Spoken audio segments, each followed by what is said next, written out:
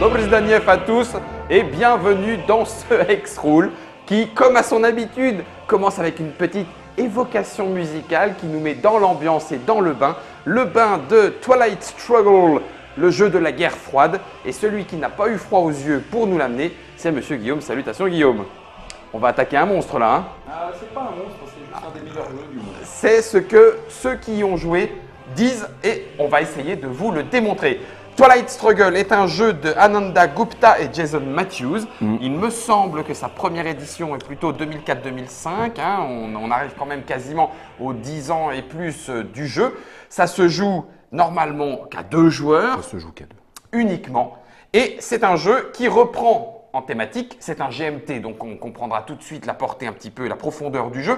Ça reprend donc la guerre froide, cette période où les deux blocs s'affrontent sur une carte au niveau du monde, dans un card driven, donc un jeu où on va jouer quasiment qu'avec des cartes. Exactement. Pour rejouer cet élément, cet événement et cette période historique. Alors j'ai ici entre les mains une Deluxe édition. Le jeu n'existe pas ou n'existait pas en français, me semble-t-il. Alors oui, alors Twilight Struggle. Il y a des règles françaises. Alors, mais Twilight Struggle, en effet, donc c'est un succès incomparable dans le domaine du jeu d'histoire, dans le domaine du jeu de simulation historique. On est à, je crois, au monde plus de 30 000 boîtes vendues. Oui, donc pour un jeu de ce type, c'est juste phénoménal. Alors quand Guillaume dit un jeu de ce type, c'est parce qu'effectivement, il a une profondeur. Il faut y apprendre, même si les règles sont un petit peu simple, il y a des petits jetons en carton, c'est pas superbement illustré. Jeu à thème historique, voilà, jeu qui dure un certain nombre d'heures, voilà, donc on est bien dans le domaine de Hexrules. Le jeu avait paru donc maintenant une dizaine d'années avec une carte qui était en carton léger. Aujourd'hui, je crois que vous ne le trouverez plus dans cette édition, mais de toute façon, c'est pas grave, puisque l'édition qui est disponible, c'est justement la version Deluxe, avec un matériel vraiment de qualité supérieure, une carte en dur, des beaux pions, des cartes optionnelles qui ont été ajoutées. Donc de toute façon, vous n'avez absolument aucun intérêt à aller acheter la version d'origine, sauf si vous voulez faire collection, certes. Mais voilà, la version Deluxe est rééditée régulièrement, donc vous n'avez aucun mal à la trouver. Et de toute façon, c'est cette version qu'il faut acheter. Et jouer. Alors, elle n'était pas en français, mais peut-être que. Alors en fait, oui. Alors l'histoire est même un petit peu plus compliquée. C'est qu'une version française a été éditée il y a quelques années. Version française décevante sur la traduction, sur certains termes employés. Il y avait des termes il y avait même en plus des oublis où il y avait il y avait des erreurs, des approximations. C'est pour ça que je dis décevant. Les gens de chez GMT m'ont confirmé, m'ont confirmé que une nouvelle version française allait être disponible, que je n'ai pas pu me procurer encore.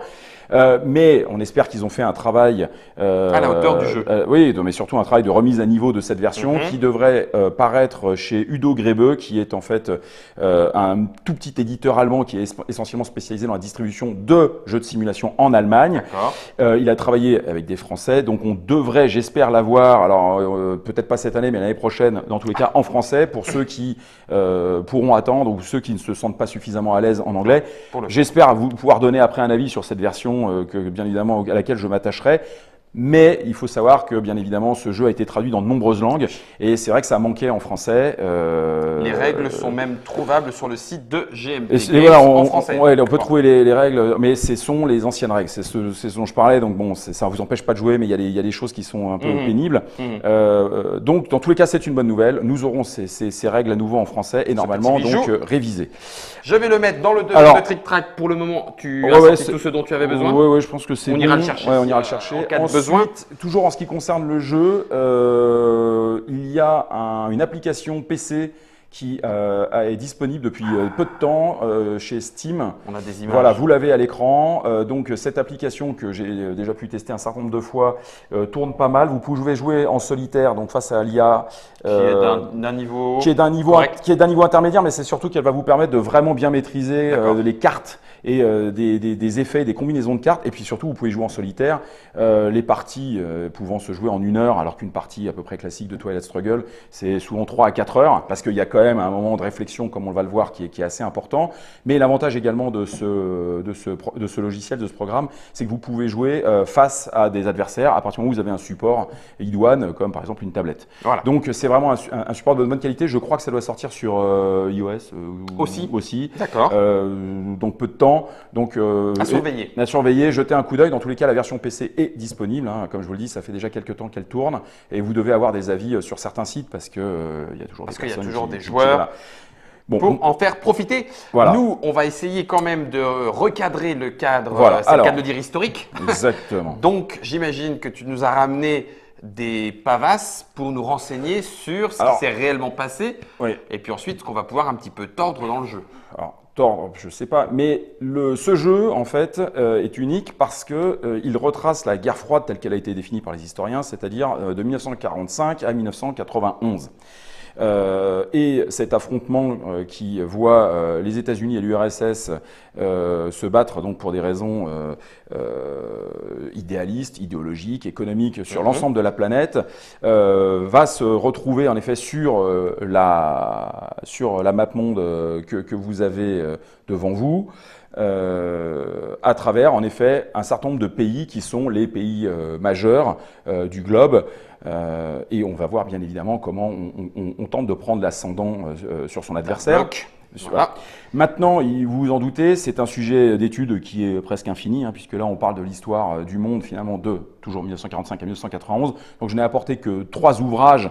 Il y en a d'autres. Ah bah, oui, c'est certain. Non, mais on peut n'importe quel ouvrage sur les relations Pakistan-Inde. Enfin déjà sur la partition de l'Inde, ensuite sur les relations Inde-Pakistan au cours de la deuxième moitié du XXe siècle. Des ouvrages sur le Japon post deuxième guerre mondiale. Enfin bref, etc., etc.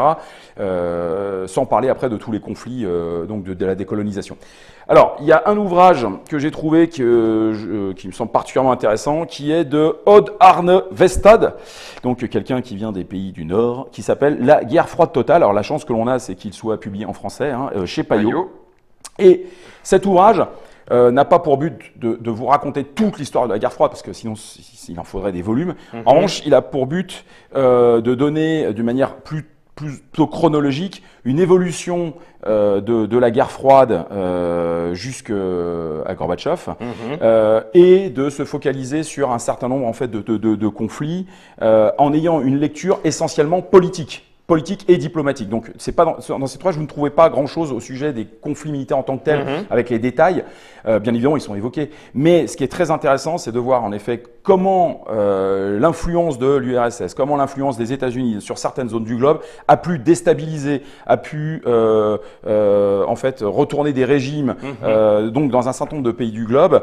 Et c'est assez intéressant parce que là, vous aurez des détails sur tout un tas de sujets dont vous n'avez pas forcément, bien évidemment, connaissance parce que on va s'attacher vraiment sous l'angle politique et essentiellement donc dans les pays du tiers-monde, c'est-à-dire de ce qui s'est appelé le tiers-monde après la Deuxième Guerre mondiale, c'est-à-dire en effet toute cette zone en fait au sud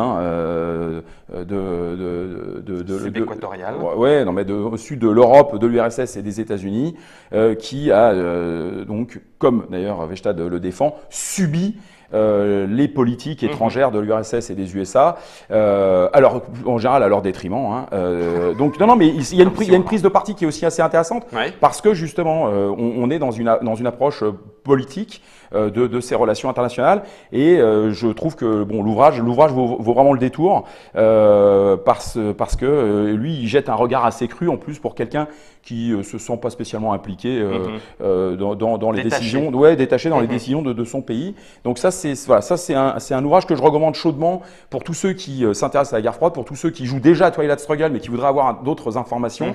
Je pense que vous allez être passionnés par tous les sujets qu'on va retrouver d'ailleurs à travers un certain nombre de cartes qui sont jouées, puisque les cartes qui font partie du jeu se correspondent évidemment à des événements qui ont bien évidemment eu lieu, que ce soit la guerre de Corée, que ce soit Castro à Cuba, que ce soit évidemment les guerres justement entre l'Inde et le Pakistan, et tout ça vous allez le retrouver là-dedans, donc c'est vrai que ça va vous donner en fait une autre saveur lorsque vous jouerez. Et puis en plus, pour ne pas y avoir lu et pourtant connaître un petit peu Twilight Struggle, l'avantage c'est que on retrouve toutes ces idées d'influence politique pour retourner, déstabiliser, remplacer les régimes Exactement. par carte interposée. C'est-à-dire, c'est pas nous, et pourtant, c'est nos actions qui font que tout change au niveau du pays. Alors, oui, Ça se retrouve donc dans la guerre froide globale, premier ouvrage que nous conseille Monsieur Bouilleux. Alors, ensuite, j'ai trouvé un ouvrage. Alors, celui-ci, je pense qu'il va faire date. Rideau de fer.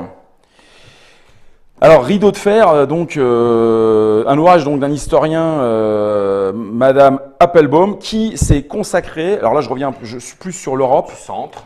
sur l'évolution des relations justement politiques en Europe dite de l'Est, c'est-à-dire tous les pays conquis par l'Armée Rouge après, à la fin de la Deuxième Guerre mondiale. Donc c'est-à-dire 8 pays, donc de la Finlande jusqu'à la Bulgarie en passant par la Yougoslavie.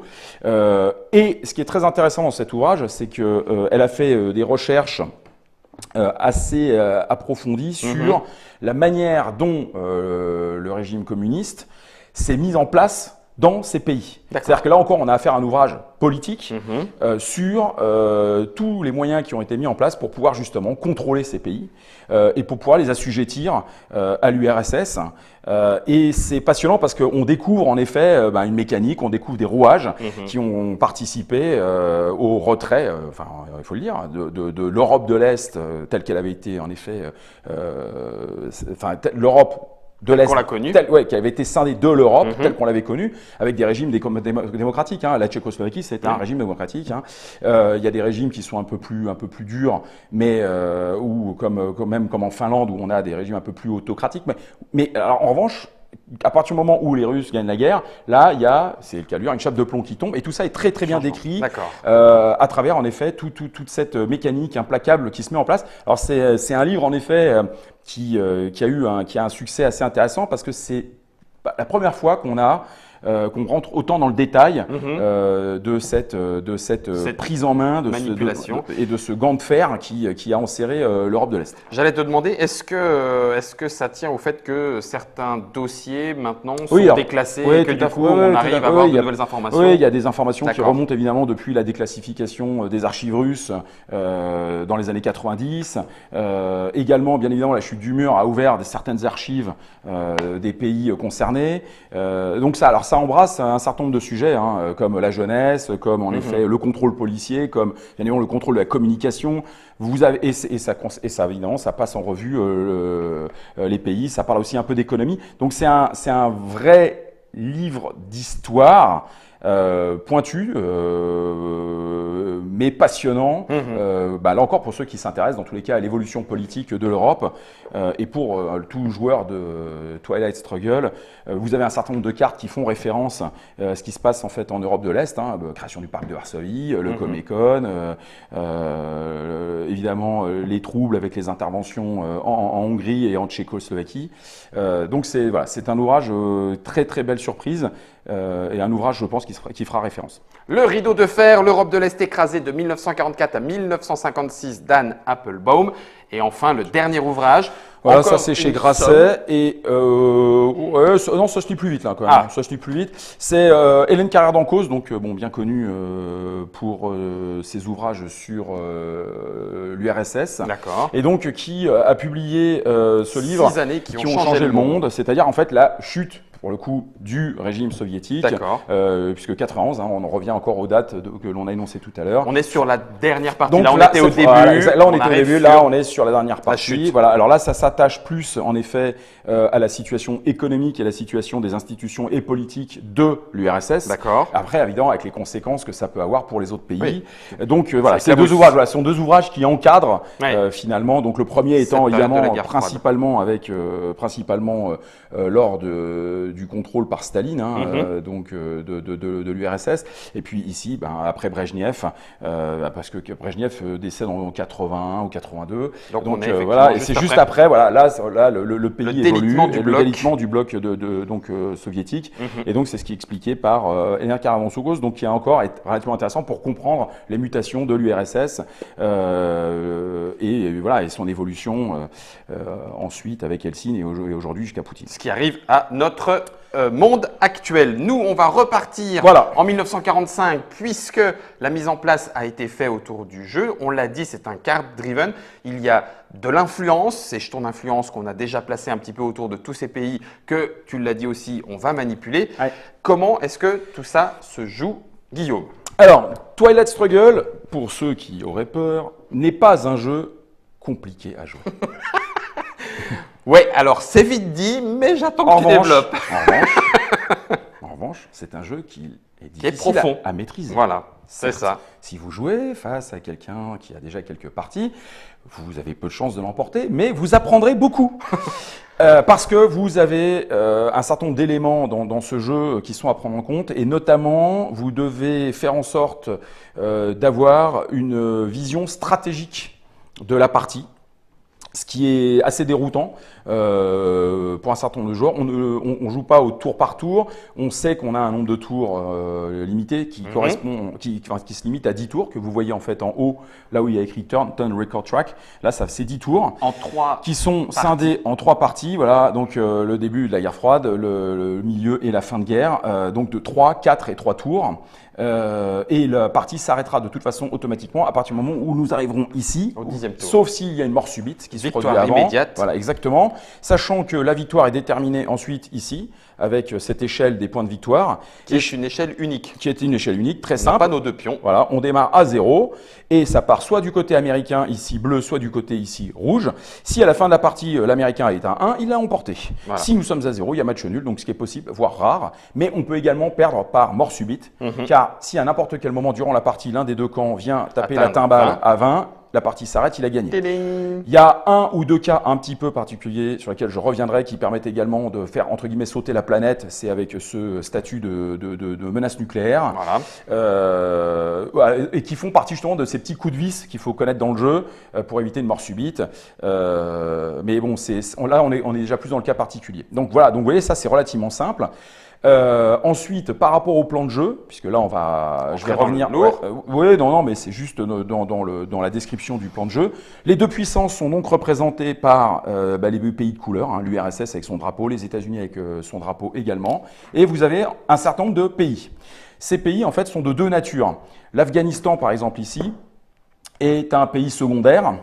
Et pourquoi? Parce qu'en fait, ce n'est pas un pays qui peut être considéré comme un champ de bataille.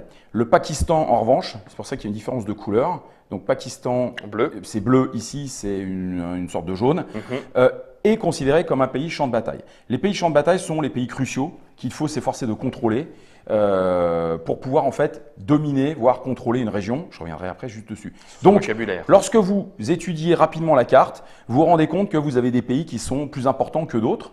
Et par exemple, au Moyen-Orient, on va en avoir un certain nombre. La Libye, l'Égypte, l'Israël, l'Iran et l'Irak, ainsi que l'Arabie Saoudite sont des pays type champ de bataille. En Europe, ce sera la Pologne, l'Europe de l'Est, l'Allemagne de l'Ouest, la France, l'Italie, mais pas l'Angleterre, par exemple. Donc, ce qui est intéressant, c'est que déjà, vous allez devoir concentrer votre attention sur le contrôle de ces pays.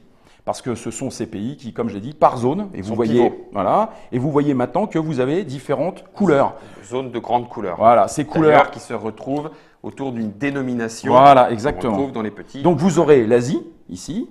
Ici, l'Asie du Sud-Est, on en parlera un peu plus tard parce que c'est un décompte intermédiaire. Mais vous aurez bien évidemment le Moyen-Orient, qui prend la Libye et l'Égypte pour des raisons en fait de zone d'influence. Vous aurez l'Afrique dans son ensemble. Vous aurez l'Europe, qui prend l'Europe de l'Est et l'Europe de l'Ouest, important. Et ensuite, vous aurez l'Amérique centrale et enfin l'Amérique du Sud. Donc vous voyez, ce sont des gros blocs. Maintenant, les pays auxquels qui vous sont présentés, en fait, ont un petit chiffre dans le coin supérieur droit. Important. Ce chiffre est important car ce chiffre, c'est le chiffre de leur stabilité politique. Plus la stabilité est élevée, et plus ils sont difficiles à contrôler, mais plus ils seront faciles à protéger. À conserver. Voilà. Alors, vous pouvez avoir des pays, par exemple comme le Zaïre, qui est un pays champ de bataille, qui vaut 1. Ça veut dire qu'il suffit que vous ayez une influence, là, au Zaïre, pour contrôler le pays. Voilà. D'accord? Donc, une influence, ce sont les petits jetons. Ce sont des jetons, voilà, par exemple, ici, voilà, notre couleur. Voilà, et ici, 1. Alors, maintenant, j'en profite. Le jeton, quand la couleur pleine est indiquée, ça veut dire que vous le contrôlez. Si, par exemple, vous mettez 1 au Soudan, qui est un pays secondaire, vous le contrôlez également. Si vous, maintenant, vous mettez en Somalie, par exemple. Non, 1 au Botswana. Au Botswana. Ici, voilà, vous voyez, vous êtes sur fond blanc. Ça signifie, doucement, le voilà. Ça signifie que vous ne le contrôlez pas. Donc ça, c'est en fait un repère visuel qui est très intéressant. Mais qu'on est sous influence. Mais vous influencez déjà le Botswana 1-1. Si vous passez à 2, eh ben, c'est pas compliqué. Vous prenez un marqueur, vous passez à 2 et c'est là, il est carrément sous contrôle du bloc. Ça, c'est un pays qui est contrôlé par l'Union soviétique. Vous avez bien évidemment la même chose avec les Américains. Donc, si les Américains ont 2 au Botswana, eh ben, on le met. Et si jamais on est comme ça, qu'est-ce qui se passe là? Eh ben, ça bataille. Eh ben, ça bataille, ça veut dire que tout le monde se retourne. Voilà. Et on est à 2-2 et personne ne contrôle le pays. Voilà. Alors, comment contrôler le pays? Vous l'avez à peu près déduit. Il faut toujours avoir le chiffre de stabilité politique en écart entre les deux influences. Voilà. Donc si c'est 0, c'est 2. Si jamais maintenant le russe veut contrôler, il met 4. Et 4 moins 2, ça fait bien 2. Il y a bien 2 en stabilité politique d'écart. Le soviétique a pris le contrôle. Ça signifie que lorsque vous avez des pays un peu chauds, alors je vous les montre, Israël à 4, le Japon à 4, l'Allemagne de l'Ouest à 4, alors l'Angleterre, n'en parlons pas à 5. C'est-à-dire que c'est quand même assez compliqué d'aller chercher l'autre sur ce terrain-là. C'est-à-dire que ça va vous demander beaucoup d'efforts parce qu'on va voir la corrélation avec les cartes que nous allons jouer pour pouvoir en fait les contrôler ou pour pouvoir en fait les déstabiliser. Donc ça, c'est la manière d'appréhender la carte. Maintenant, vous me dites, oui, mais à quoi ça sert? Eh bien oui, vous avez raison. Ça sert à gagner. Ça sert à. Mais comment? Voilà, ça sert parce que dans le jeu, vous allez avoir. Tiens, tu peux les prendre. On va les montrer en caméra déportée. Tiens, prends l'Europe aussi. Hop. Voilà. Donc, vous avez dans ce jeu des cartes qui sont en fait appelées des cartes de décompte. Et ces cartes de décompte, vous en avez une par grande zone. Elles peuvent revenir plusieurs fois d'ailleurs dans la partie. Et j'ai pris volontairement ici une carte de début de guerre qui est celle de l'Europe. Et voilà. Et après, je vous expliquerai comment le deck évolue, parce que le deck évolue en fonction de l'évolution du conflit, de la guerre froide. En fonction en fait des tours. Et vous avez également une carte donc au milieu du conflit qui s'appelle donc le décompte pour l'Amérique centrale. Donc elles fonctionnent toutes de la même manière, c'est-à-dire que ici il est indiqué présence. Si vous avez une présence en Europe, vous marquez 3 points. Une présence en Europe, c'est vous contrôlez un pays. Par exemple, ici, l'Allemagne de l'Ouest et ici, l'Allemagne de l'Est. Donc, là, on contrôle tous les deux un pays. On contrôle tous les deux un pays, donc on marque 3 points chacun, donc 3 moins 3, 0. Parce que vous allez marquer un nombre de points équivalent à la différence entre les deux. Maintenant, ce qui est intéressant, c'est de voir que présence en Amérique centrale, c'est 1 point. Ouais. Alors là, vous dites, c'est pas la même chose. Là. Non, c'est pas tout à fait la même chose. Alors, je continue. Domination. Si vous dominez l'Europe, vous avez 7 points. Si vous dominez l'Amérique centrale, vous avez 3 points. Alors dominer, qu'est-ce que c'est? C'est non seulement contrôler plus de pays que votre adversaire, mais contrôler plus de champs de bataille. Et vous devez contrôler au moins un pays secondaire. Donc ici, au début, c'est très facile pour l'allié, l'américain, ce qui contrôle l'Angleterre. En revanche, vous voyez que le soviétique, il ne contrôle pas de pays. Il faudrait par exemple qu'il ait 3 en Yougoslavie. Donc là, il n'a pas, même s'il avait plus de pays, son problème là, c'est qu'il n'a pas la domination. Il n'a pas la domination, mais il faut contrôler donc plus de pays. Donc ça peut s'obtenir assez rapidement, notamment avec des pays secondaires, comme on voit. Alors ici, Espagne, Portugal, Grèce, ça c'est facile pour l'américain. Là, ce qui est facile pour le russe, ça va être la Hongrie, la Roumanie. Mais il vous faut aussi contrôler plus de champs de bataille. Et là, vous voyez qu'il y en a déjà 2. Là, il y en a 2, puisque la mise en place a été effectuée. Et les États-Unis sont tout de suite protégés en Italie, où il n'y a personne au début, en mettant un marqueur de contrôle de 3. Donc c'est fait exprès. C'est fait tout de suite pour bloquer en fait, le russe. Ça fait partie des ouvertures. Mais ce qui est intéressant, c'est que si jamais vous dominez l'Europe, vous marquez 7 points. Donc c'est-à-dire que vous faites domination 7. Si l'adversaire a 3, 7 moins 3, ça fait 4. Donc tout de suite 4 points. 4 points de plus. Si vous dominez l'Amérique centrale, c'est 3. Si l'autre, c'est une présence, c'est 1. 3 moins 1, ça fait 2. La domination ne pouvant être que pour un seul. Et là, vous vous dites que si j'ai des points à mettre, je vais peut-être plus les mettre en Europe qu'en Amérique centrale. Voilà. Vous commencez. Donc ça veut dire que non seulement vous allez devoir, en effet, garder cette vision globale de contrôler le plus de pays de zone, mais en plus, vous allez devoir prendre en compte les poids relatifs de ces zones, sachant que les 2 zones les plus importantes sont en fait l'Europe et l'Asie. Ensuite, c'est le Moyen-Orient. Et après, ce sera l'Amérique du Sud, l'Afrique et enfin en dernier, l'Amérique centrale. Donc, si vous mettez tout sur l'Amérique centrale, certes, vous allez contrôler, vous allez prendre des points, mais vous ne rattraperez jamais le retard. Si jamais il est parti en Asie. S'il est parti en Asie, parce que là, il va creuser un écart et c'est ce qui risque de se payer en fin de partie. Alors, il y a un cas particulier avec D'autant plus qu'il y a aussi, il n'y a pas que la domination, il y a carrément le contrôle. Voilà, et on arrive au contrôle. Et là, le contrôle, c'est simple. là, le contrôle, Ici. eh ben, en fait, si vous contrôlez, le contrôle, c'est lorsque vous contrôlez tous les champs de bataille d'une zone. Voilà. Et alors, pour l'Europe, c'est simple. Voilà, un cas de victoire, de mort subite, quel que soit le camp qui contrôle en effet tous les 5 champs de bataille de l'Europe, c'est plié, c'est victoire automatique. Parce qu'on considère quand même que la guerre froide, c'était c'est cristallisé. cristallisé sur l'Europe et que celui qui dominait l'Europe, économiquement évidemment parlant, l'emportait sur le reste du monde. Bien évidemment, que je leur dis, le jeu s'arrête en 91. Donc, 20 ans plus tard, on peut avoir une autre approche des choses, notamment avec le développement de l'Asie. Mais là, on est sur en effet cette période des 30 glorieuses. Donc ça signifie que souvent les combats se cristallisent en Europe, parce que dans tous les cas, si jamais vous perdez l'Europe, on considère que vous ne pouvez rien faire. Voilà, et puis vous perdez la partie. Voilà. Pour, donc par exemple, l'Amérique centrale, si jamais vous contrôlez l'Europe, c'est-à-dire si vous contrôlez les 4. Non, il y en a 3, il y en a que 3. C'est Cuba. Ah oui, c'est vrai, parce que celui-ci en Amérique. Il y a Cuba, Panama et le Mexique. Si vous contrôlez ces 3-là, donc ça, c'est possible. Hein. Et ça, c'est 5 points par contre. Ouais, c'est 5 points, mais si l'autre a une présence, c'est 1. 5, alors 5 moins 1. Ça fait 4. Alors le bonus que vous avez, c'est que comme vous avez 2 pays, ça c'est une petite particularité, qui sont proches de la superpuissance adverse, si par exemple vous êtes russe, Cuba et le Mexico, vous aurez plus 1 à chaque fois. Oui, ce qui fait encore plus 2. Plus 2. Et comme vous contrôlez des champs de bataille, pour chaque champ de bataille, vous avez plus 1. Voilà, c'est ce qui est indiqué. Alors, n'ayez pas peur, une fois encore, c'est ce qui est indiqué sur la carte. Hein, les champs de bataille contrôlés dans la région, ça fait plus 1. Et si en plus on est adjacent à la superpuissance ennemie, ça fait encore un plus 1. Donc je peux venir te titiller en tant que joueur russe sur les champs de bataille voisins des États-Unis, histoire de prendre des points supplémentaires. Exactement. Ça risque quand même de me coûter un petit peu cher. Voilà, et vous pouvez tout à fait, par exemple, avoir une présence à Cuba. Vous êtes à côté des États-Unis, vous êtes sur un champ de bataille, vous n'avez pas qu'un point, vous en avez 3. Voilà. 1 plus 1 plus 1. Voilà. Mais dans tous les cas, il est vrai que le poids relatif de cette région est moindre voilà. que, bien évidemment, si vous êtes déjà ici, vous allez contrôler déjà, de toute façon, déjà 2 champs de bataille, donc vous êtes déjà plus 2. Mais en revanche, ça va se jouer après sur le nombre de pays. Voilà pour les cartes points de victoire qui vont émailler le deck de cartes. Deck de cartes qui est l'élément central de nos actions, puisqu'on va en jouer un certain nombre, déterminé par la période, de 6 à beaucoup. Non, au début, on a 8 et après, on a 9 cartes. D'accord. Ouais, on démarre avec 8 cartes. Oui, mais on n'en joue que 6. On n'en joue que 6. 7. On n'en joue que 6 parce qu'il y a la carte de tête d'affiche. De gros titres à chaque tour. Alors, par rapport en effet au plan de jeu, encore une ou deux précisions pour montrer la richesse du jeu. Est possible de faire. Ouais, exactement. C'est que vous avez normalement fait attention à ces 3 échelles ici. Donc, dont on n'a pas encore parlé, sauf la guerre nucléaire que tu as évoquée tout à l'heure. 1, 2 et 3. Ils ont été assez malins. Ils ont rajouté une échelle qui est la course à l'espace. La conquête spatiale. La conquête de l'espace, la course, pour le développement en effet de ces technologies qui permet en fait de venir gagner des points de victoire lorsque vous êtes le premier, lorsque vous êtes celui qui est en tête sur cette échelle. Pour pouvoir participer à la conquête spatiale, il faut dépenser de l'énergie. L'énergie, ça veut dire de dépenser des cartes, de brûler des cartes. En revanche, là où ils ont été très malins, c'est que au niveau ludique, ça vous permet, comme on le verra tout à l'heure, de vous débarrasser de certaines cartes qui sont plutôt un poison plutôt qu'une aide, en les envoyant entre guillemets, comme le dit l'expression consacrée, dans l'espace, parce que justement, vous ne savez pas quoi en faire.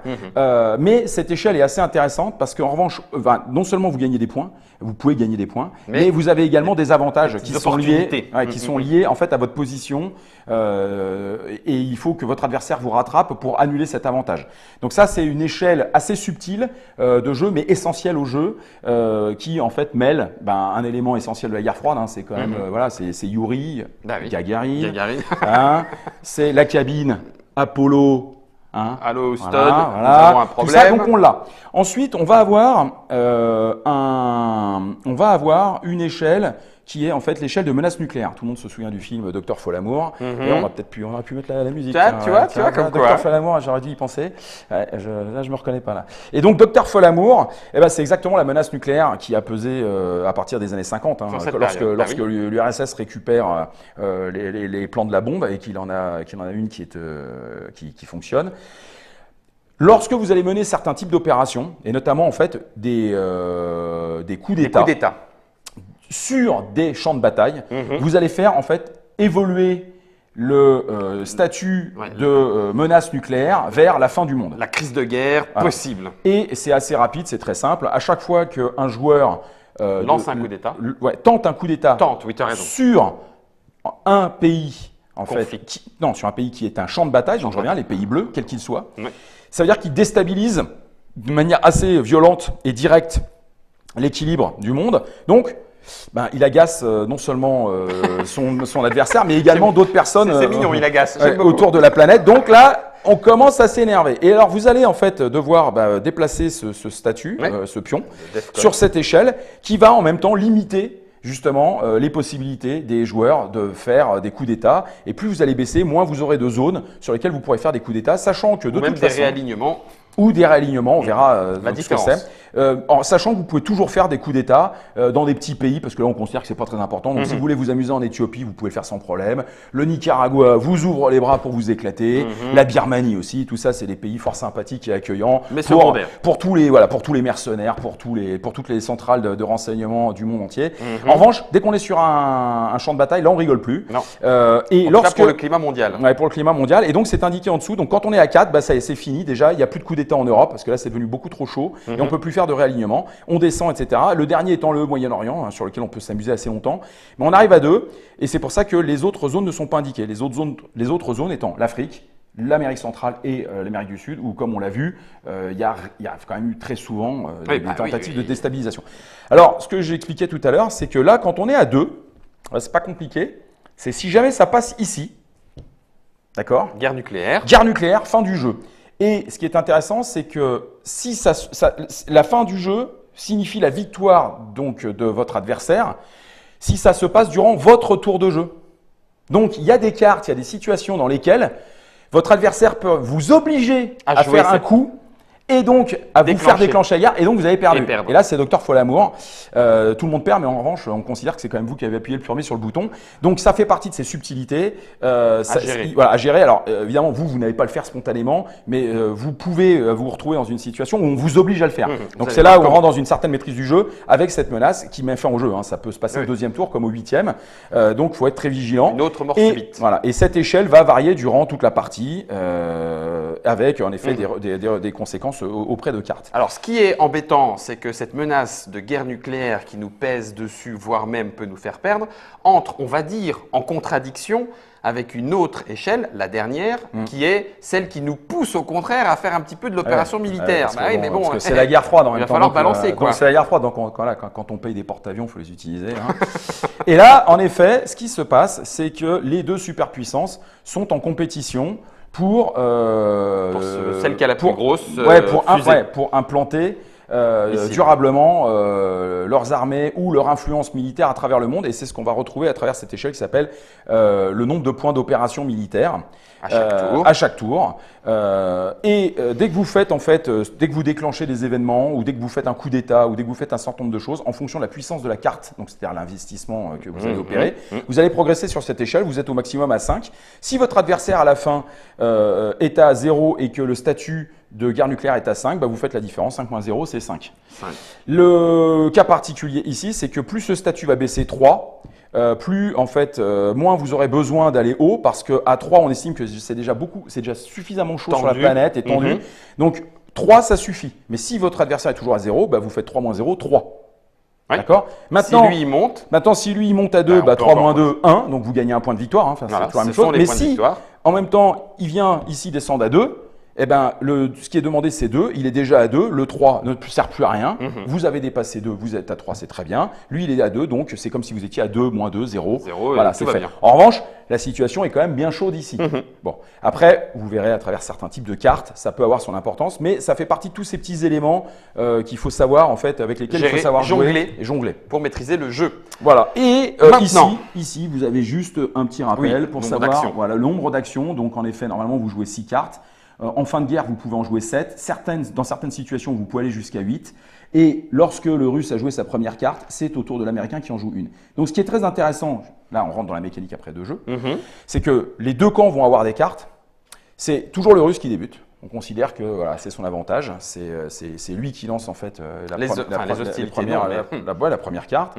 Et l'Américain va répondre. Et ça va être un jeu de va-et-vient. Alors certaines cartes permettent de briser cet enchaînement en vous permettant de défausser des cartes, en vous permettant de prendre une carte dans la main de l'adversaire. Enfin, il y a tout un tas de choses comme ça. Mais de toute façon, la mécanique générale, c'est vraiment en fait cette succession de tours en commençant par le russe jusqu'à la fin de la guerre d'ailleurs, et vous allez alterner. Et donc c'est dans ce cadre-là que de temps en temps vous pouvez vous retrouver coincé parce que vous avez mal joué une carte, parce qu'on vous a obligé, on vous a coincé dans un coin, etc. Ouais. Sachant que, ah oui, je le précise, l'autre manière de perdre, alors ça se voit rarement, c'est d'oublier de jouer une carte de score, là, une carte de décompte. Ça, c'est marqué. Ouais, ouais, on ne peut pas la conserver. Voilà, on ne peut pas la conserver d'un tour l'autre, car là encore, une des mécaniques subtiles du jeu vous permet parmi votre main de conserver une carte d'un tour l'autre. Alors d'ailleurs, en tournoi, vous êtes obligé de la révéler. Ça, je savais pas. Ouais, en tournoi, on est obligé de la révéler. En revanche, lorsqu'on joue entre copains, bon, on l'avait pas. C'est surtout pour histoire de faire confiance là-dessus. Oui, sur de les ne pas avoir cartes de quelqu'un scoring. qui vient vous dire ah ben non, je l'avais pas, parce que bon. Oui. Et puis finalement, c'est un petit peu un jeu de Milou quand même. Hein. Voilà, donc c'est pas, voilà, c'est pas dans tous les cas, c'est pas un jeu de menteur. Donc on ne peut pas les garder. Et si on n'arrive pas à la jouer d'une manière ou d'une autre, on perd automatiquement la partie. Voilà. C'est pour ça que ça arrive rarement. Mais bon, on y fait attention une fois qu'on le sait. Alors, donc carte driven, ça veut dire qu'on va en avoir un certain nombre en main. Ouais, alors juste avant de alors maintenant là, donc on finit d'écrire. Maintenant, les cartes. On va avoir donc 3 tas. Un tas pour le début de la guerre. Oui. Un tas qui est pour l'instant marqué en early. Voilà, un tas en fait qui va s'appeler donc mid-war, donc pour le milieu de guerre, et puis un tas ici qui va s'appeler late war. Donc late war, c'est la fin de guerre. Voilà. Et fin de guerre. Et pourquoi ces 3 tas? Eh bien parce qu'en fait, l'intérêt de ce jeu, c'est que, comme je le précisais à l'énoncé des livres, c'est un jeu qui fait appel à des événements historiques. Donc vous ne pouvez pas avoir Fidel Castro en 1980. Non, ça, c'est pas possible. Alors, trop jeune. Ouais, c'est ça. Alors, un tour de jeu, c'est 3 à 5 ans. Donc, Castro, pourquoi pas en 49, 50 ouais, bon, pourquoi pas en 56 et puis pourquoi pas historiquement au milieu. Voilà, c'est le. Mais on va pas l'avoir, en effet, 20 ans plus tard. Bon, et donc, il y a un certain nombre d'événements. C'est exactement la même chose avec le blocus de Berlin qui apparaît. Le blocus de Berlin, c'est au moment où les Alliés décident de reconstruire l'Allemagne. Donc, on est une zone occupée. Les Alliés se réunissent et disent bon, voilà, il n'y a plus de zone occupée. Enfin, on va faire renaître l'Allemagne, ça sera l'Allemagne de l'Ouest. Les Russes réagissent, puisqu'ils sont contre ce projet politique, et ils disent ah non, on n'est pas d'accord, donc on bloque Berlin. Ça, c'est forcément 48. Période. Ouais, ça peut pas être en 72. Bon. Début de guerre. Mais en 72, on va avoir d'autres personnes qui vont apparaître, et c'est cette raison pour laquelle vous avez en effet 3 tas de cartes. Qui vont se mélanger au fur et à mesure de la partie, notamment lors des périodes intermédiaires, avec le jeu qui aura déjà été mis en jeu. Voilà. Alors, maintenant que j'ai expliqué la raison d'être de ces cartes, on va passer. Non, c'est oui, c'est la lire. C'est une mid-war. C'est mid-war, ça. Alors, on va. Ah bah oui, je voulais montrer 2-3 cartes. Vas-y. Alors, le jeu de la carte, puisque c'est l'essentiel. C'est tout. Voilà, c'est tout. Le pion n'est que la conséquence de ce que vous allez jouer. Se divise. Et vous allez voir que ce n'est pas si compliqué que ça, puisqu'il y a, on va dire quoi? Allez, 1, 2, 3. Allez, 3 éléments. 3 éléments sur la carte. Exactement. La couleur. Les points et l'événement en lui-même. Je prends ce qui me passe sous la main. Prends ce qui te passe sous la main. Et puis, je vais vous montrer parce que forcément… Non, aïe, pas ça. Ok. Et puis, j'en ai un autre petit. Non, mais là, vous reconnaîtrez mon esprit un peu taquin. Moi, j'ai toujours respecté Von Braun. Ah bah oui, ça. Allez, vas-y, faut… prends. Voilà. Ah bah oui, mais faut pas oublier. Écoute, regarde, je vais même être plus malin. Vu les couleurs, ça va être beaucoup plus ça, faut admettre quoi. On est allé sur la lune grâce à Sega, c'est terrible. Bien sûr. Alors, les cartes. Vous avez sur chaque carte un certain nombre d'éléments. Ces éléments sont représentés en effet par une période, donc on vient d'en parler. Ces éléments sont représentés par ici une valeur dans le coin supérieur gauche qui représente la force de votre carte. Voilà. Évidemment, une carte à 4 est plus puissante qu'une carte à 2. Pourquoi? Parce qu'une carte à 4, c'est le nombre d'actions ou c'est la force de l'action que vous allez mener. Après, on va expliquer. On verra les actions. Voilà. Mais forcément, 4, c'est plus fort que 2, puis 2, c'est plus fort que 1. Alors 4 face à 1, bien sûr. Après, ce qui est intéressant, c'est que vous avez une couleur dans cette étoile. Blanc, ce sont les États-Unis. Rouge, c'est l'URSS. Et lorsque l'étoile est barrée, les deux camps peuvent jouer l'événement en fait qui se situe sous le logo, le picto ou l'illustration, la photo en fait qui est représentée. Et ensuite, vous allez avoir justement des événements. Alors ces événements sont soit génériques comme décolonisation, qui permet, comme c'est indiqué ici, à l'URSS, alors c'est une carte très puissante pour le russe, de venir placer une influence sur chacun des 4 pays africains de son choix, soit en Afrique. Donc partout en Afrique, tout ce qui concerne l'Afrique, donc c'est pas la Libye ni l'Égypte. En Asie du Sud. Soit en Asie du Sud-Est. Donc ce sont en fait, c'est cette région qui est déterminée ici, vous le voyez sur la carte, ça s'appelle l'Asie du Sud-Est. Voilà. Donc, c'est une carte qui est puissante et c'est une carte dont l'effet ne peut être joué que par le russe. C'est ça, en fait, ce que ça signifie, cette couleur. En revanche, il y a une chose que vous allez remarquer, c'est que vous n'avez pas d'astérisque ici. Ça signifie que cette carte peut être jouée plusieurs fois. Et ça, c'est un élément important parce que ça, c'est une carte Early War, début de guerre, et il n'est pas rare dans une partie de voir revenir cette carte 2-3 fois. Alors, c'est un peu chaud pour l'Américain, parce que pour notamment le contrôle de l'Afrique, ça peut commencer à peser. Ensuite, à l'inverse. Ouais, non, à l'inverse, c'est lui. À l'inverse, voilà. À l'inverse, c'est justement là l'événement américain par excellence. C'est l'acte de défense qui a été signé donc après la Deuxième Guerre mondiale entre le Japon et les États-Unis, face à la menace communiste, faut pas rêver. Et ici, on vous dit directement que vous gagnez suffisamment d'influence pour monter, pour contrôler le pays. Donc là, vous démarrez à 1.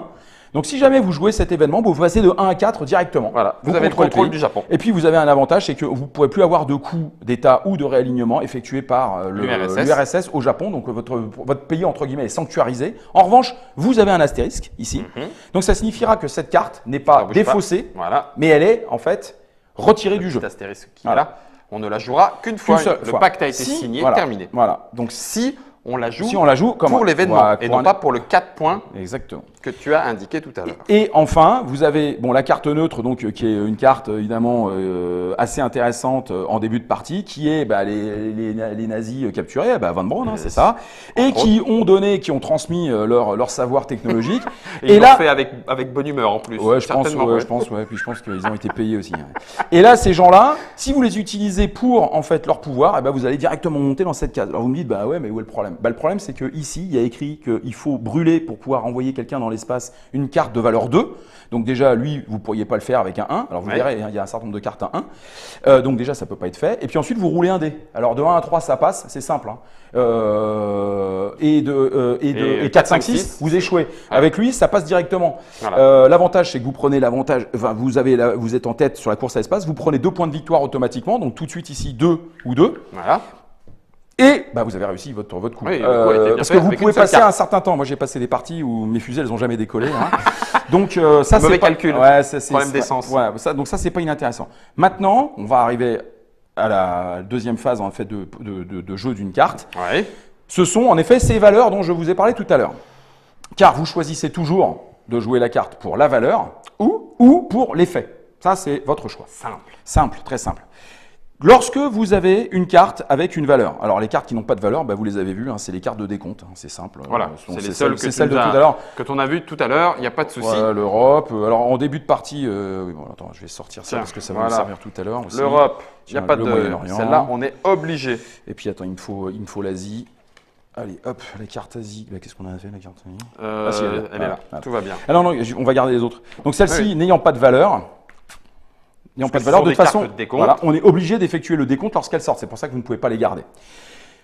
Lorsque vous avez ces cartes en main, vous avez en fait, alors vous aurez vous aurez ici, tiens, oui, tu peux montrer. Ça, c'est l'aide de jeu, très pratique. Bouge pas, Germain.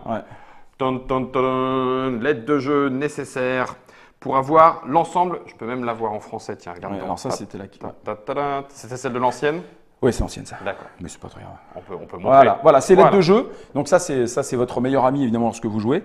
Et cela vous permet en fait de mener 3 types d'actions, on va dire diplomatiques. Alors diplomatie plus ou moins musclée. En utilisant donc les points. En utilisant les points. Alors, vous pouvez faire ce que l'on appelle, ce qui est le plus connu, c'est placer de l'influence. Voilà. Alors, placer de l'influence, ça signifie que par exemple en Israël, je veux passer de 1 à 2. Je dépense 1 en influence et je suis passé à 2. Voilà. C'est aussi simple que ça. C'est aussi simple que ça. Et quand j'arriverai à 4, ça veut dire que je contrôlerai le pays. Maintenant, si j'ai un adversaire qui, par exemple, comme en Iran, a de l'influence, je peux placer aussi directement 1 d'influence si jamais je suis en fait moi-même avec un pays adjacent dans lequel je suis déjà présent. Donc c'est la technique de la tache d'huile, il faut qu'il y ait un peu à côté. On arrive à une autre petite subtilité de jeu qui fait que, par exemple, si je suis en Iran, je peux aller en Irak placer un point d'influence. Si je ne suis pas en Iran, là, je ne peux pas le faire. Pourquoi? Parce que sur le plan de jeu, vous verrez que Israël n'est pas relié directement à l'Irak. En fait, entre Israël et l'Irak, il y a notamment un pays qui s'appelle la Jordanie. Et donc, je ne peux pas directement placer de l'influence. Sa frontière. Voilà. Donc, si j'étais présent en Jordanie, je pourrais le faire. L'influence, enfin, les lignes de passage, on va dire, de cette influence dont parle Guillaume, ce sont les traits qui sont indiqués voilà. sur le plateau. Traits que vous avez partout sur le plateau. Hein. Oui. Venezuela, Brésil, Angola, Botswana, Afghanistan, Pakistan. Mais entre certains pays, il n'y en a pas. Entre certains pays, il n'y en a pas. Donc par exemple, ici, entre le Liban et la Turquie, vous n'en avez pas, par exemple. Voilà. Vous êtes obligé de passer par la Syrie pour aller en Turquie. Donc, cette première partie, c'est placer de l'influence.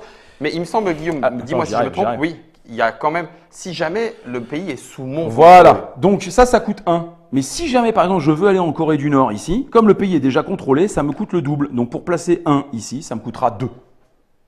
2 points parce que tu es dans un pays qui est sous mon Donc, contrôle. Si jamais je joue ma carte 4 et que je veux monter en Corée, pour monter à 2, ça me coûtera mes 4. 2 points pour le 1 et 2 points pour le 2. Voilà. Alors ça, c'est une chose aussi importante à savoir, c'est qu'à partir du moment où on joue une carte pour faire, pour placer des marqueurs influence, on ne peut pas splitter les points entre différentes actions. On ne fait que de l'influence. Tout à fait. Et en plus, cette influence, c'est pas la technique des dominos.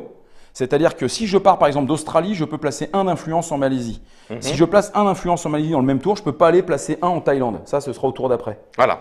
Donc, là, je peux pas faire ça. Puis après, je vais au Cambodge et c'est la fête. Ah les gars, c'est cool. Et puis non, on se calme. C'est tour par tour. Ça prend du temps, voilà. comme dans la vraie vie. Hein. C'est ça. Et ici, donc, par exemple, l'ouverture classique du côté de l'Asie, c'est on va placer 1 quand on est américain, évidemment, en Malaisie. Des Philippines, on va descendre en Indonésie, on va placer 1. D'accord.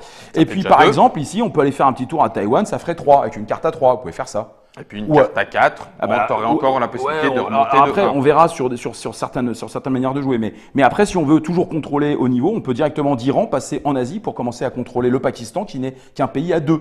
Beaucoup plus facile à contrôler que l'Inde qui est un pays à 3. Là, avec une grosse carte à 4, comme celle qu'on a vue, c'est-à-dire le pacte américano-nippon. Non, Sino, c'est Chine. Ah, pardon. C'est Nippon-américain. D'accord. Eh bien, en fait, soit on le joue directement ici pour passer à 4 et contrôler le Japon, le verrouiller et on a déjà un champ de bataille, ça c'est une ouverture. Soit on vient directement en les faire commencer à faire la tâche d'huile, et là on fait donc 1, 2, 3, et par exemple le 4, on le met ici, pouf, pour prendre le contrôle des Philippines. Et là en plus j'ai pris le contrôle déjà d'un pays qui est secondaire, mais qui va me permettre dans le décompte, même si j'en avais déjà un ici, tout à fait. Je l'ai fait.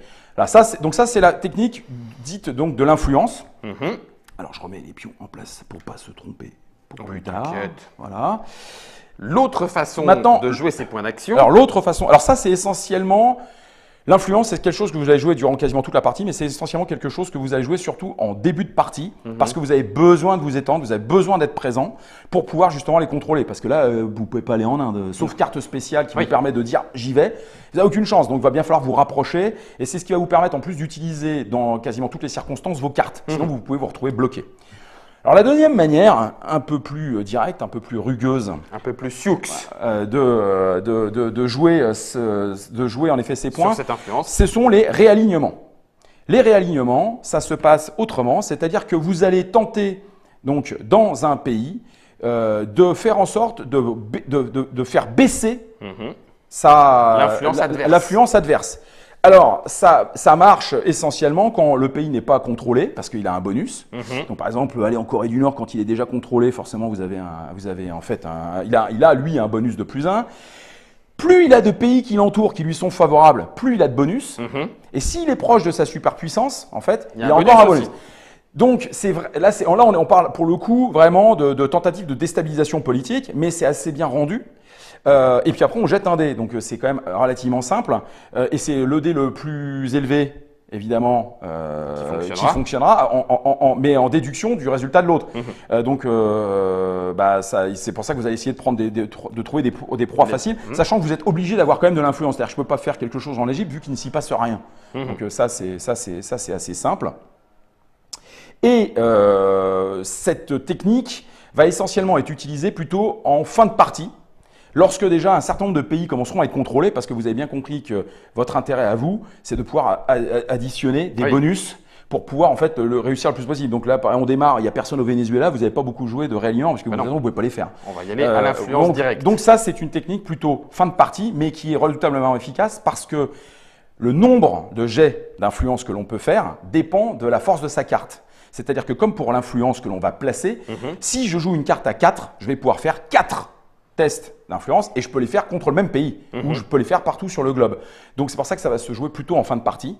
En début, on va plutôt commencer à s'étendre. Et puis En enfin, sachant que c'est quand même à double tranchant, comme tu l'as expliqué. ah bah oui, ça peut se retourner Parce que contre ça vous. peut se retourner contre soi. Si je fais le dé, moi, alors que je tente de faire baisser et de réaligner un pays, que je fais le dé le plus faible et que toi le plus fort, c'est moi qui vais perdre de l'influence, Exactement. voire même disparaître complètement en tant que présence dans ce pays-là. Je ne pourrais pas tenter un réalignement Non, ensuite. exactement. Donc c'est pour ça que c'est plutôt une technique utilisée en fin de partie, mais qui est qui est encore assez bien vue. C'est à partir du moment où on a commencé un petit peu à tisser sa toile, Oui, c'est ça. on va commencer à essayer de tirer le maximum d'avantages. Et de fermer le verrou. Et de faire sauter littéralement certains pays, parce que si vous expulsez quelqu'un d'un pays et que vous êtes autour, il aura énormément de difficultés à revenir. Donc c'est ce qui explique aussi comment certaines zones complètes de l'Afrique, par exemple, à un moment ont basculé d'un camp ou d'un côté ou de l'autre. Et puis enfin, la dernière chose, on l'a évoqué tout à l'heure, c'est la technique du coup d'État. Bon, un petit message subliminal à Malaparte, qui a écrit un livre là-dessus, pour ceux qui, d'accord. Non, parce qu'en plus c'était Cannes, donc vous savez, la maison à Capri. Non, ça, je m'égare là. Toi, c'est toi. Ok, c'est toi. d'accord. C'est ton histoire. Donc, très bien. Alors, le coup d'État, qu'est-ce que c'est? Le coup d'État, c'est vous devez prendre un pays dans lequel votre adversaire a de l'influence. Alors, qui contrôle ou qui ne contrôle pas le pays, c'est pas grave. Et c'est très simple, vous allez multiplier la valeur de stabilité de ce pays par 2. Donc là, maintenant, vous commencez à comprendre à nouveau pourquoi c'est important la stabilité. C'est-à-dire qu'un pays a 1, 1 fois 2, ça fait 2. Le coup d'État est facile. Le coup d'État, c'est facile parce que vous allez lancer un dé 6 auquel vous allez ajouter la valeur de votre carte. Donc, quand vous partez d'une base 4, carte 4, qui est déjà puissante. Hein. Ouais, et que vous tapez sur un pays comme le Zaïre qui démarre à 2, vous avez déjà plus 2. C'est déjà pas mal. Ouais, si après vous lancez un D6 et que vous faites 6, vous avez compris, vous faites 8. Il n'y a pas de souci. Qu'est-ce qui se passe? Vous allez retrancher à ce chiffre les points d'influence de votre adversaire. Donc, je prends un exemple, une ouverture classique du Ruskov en Iran au début. L'Iran se défend à 4. Il y a 1 d'influence américain, donc on est à 5. Le Ruskov, il prend une carte à 4. Vas-y, prends ton petit dé. Vas-y, tu prends ton petit dé. Hop, il lance le dé. Il se fait plaisir. Il est bon, le Russe. Il fait ce que je lui demande. Si c'est 4, 10. 10 moins 5, 5. Donc ça saute. Ça fait 1. Et puis maintenant, 2, 3, 4, 5. Ouais, c'est ça, 5. Attends, je cherche le 5 là. Non, c'est pas 4. C'est pas en dégressif. Non, tu as fait 10. 10 moins 5. Tu as fait 2 fois 2. 4 plus 1, 5. Donc tu places 5 ici. Ah, moi je croyais que tu enlevais 5 moins 1 parce que je t'enlève l'influence, plus 1, plus 2, plus 3, plus 4. C'est du direct. Et là, vous voyez, l'Iran, là, paf! Coup d'État. Ça commence fort. Hein. Là, c'est chez moi. Voilà, et là, c'est chez lui. Et à 5. Alors, pour aller le chercher, comme vous avez compris tout à l'heure, c'est-à-dire que là, si vous voulez aller le prendre, maintenant, il faut passer à 7. Hein. Oui. Alors, évidemment, bémol, il fait un 6. C'est magnifique, c'est mon Guillaume, ça, c'est mon poulain. Oui, c'est parce que j'ai fait un petit 6, mais bon. Il joue une carte à 4. C'est vrai, ça va coûter cher. Ça coûte cher. Maintenant, il réussit magnifiquement. Bon, vous pouvez tout à fait aussi jouer une carte à 2, faire 1. Voilà. Coup d'État raté. Pas tout à fait, parce que vous faites 5, donc ici ça saute, mais vous n'avez pas pris le pays non plus. Oui. Bon, voilà. Oui. Mais en revanche, vous avez chassé l'américain. Donc aujourd'hui, c'est vrai que c'est une ouverture très classique pour le russe de commencer directement par virer l'américain de l'Iran pour pouvoir en fait isoler cette zone. Parce que si jamais vous laissez l'américain ici, il peut partir là, il peut se renforcer, descendre, etc. D'accord. Voilà, donc ça c'est le coup d'État, sachant que la limite du coup d'État, ça sera bien évidemment le niveau de DEFCON. Donc le niveau le niveau de menace nucléaire.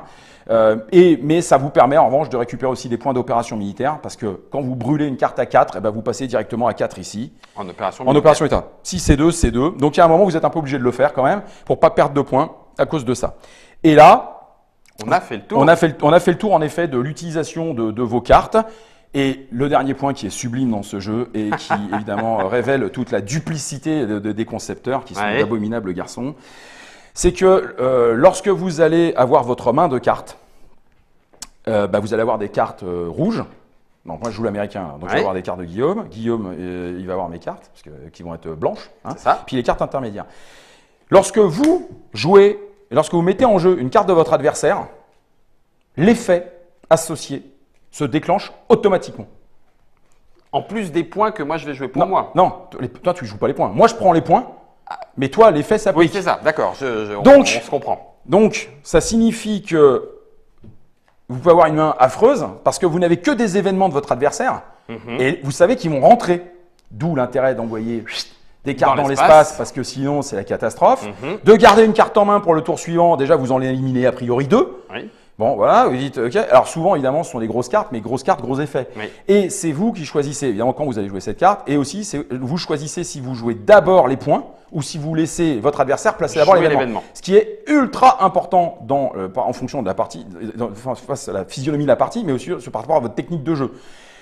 Et ça, c'est absolument génial dans ce jeu. C'est que c'est pas je joue de mon côté, tu joues de ton côté, puis on se fait une sorte de bataille, de duel, etc. Non, non, non. C'est qu'on va jouer, en fait, chacun nos cartes En croisé.